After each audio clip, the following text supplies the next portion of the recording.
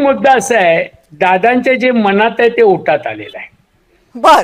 कारण मी आपल्याला एक जवळचं उदाहरण देतो. सूरजजी अतिशय चुकीचं आणि माहिती न घेता बोलतायत असं माझं म्हणणं आहे.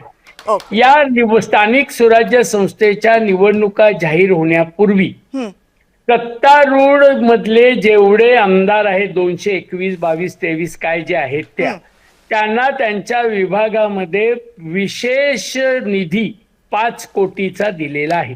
त्याच्यामध्ये कुठलाही विरोधी पक्षाला एकही निधी दिलेला नाही. ही वस्तुस्थिती सूरजजींना माहीत नसेल तर ती माहिती करून घ्या. त्याचा GR नंबर आहे माझ्याकडे, त्याची तारीख आहे ती नोव्हेंबरच्या 10 तारखेला तो GR काढलेला आहे. त्यामुळे निधी हा सत्तारूढ पार्टीलाच द्यायचा आणि तेही या प्रकारची दादागिरी करून घ्यायचा हा अजितदादांचा मूळचा स्वभाव आहे.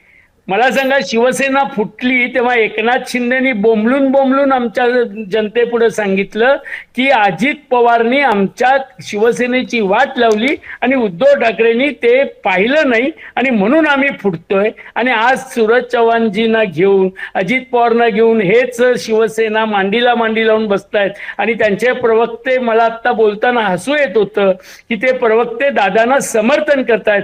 पूर्वीची त्यांच्या नेत्यांची वक्तव्य लक्षात घ्यायला पाहिजे.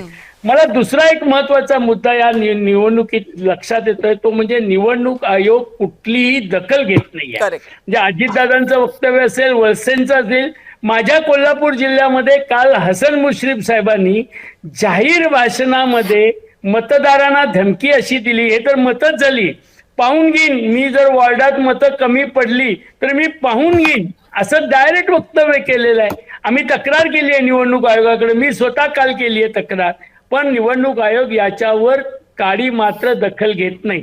म्हणून मला असं वाटतं की या निवडणुकीमध्ये छोट्या ज्या निवडणुका असतात त्याच्यामध्येही लोकशाही संपवायची, लोकशाहीवर घाला घालायचा, हे या महायुतीच्या लोकांचं कटकारस्थान सुरू आहे.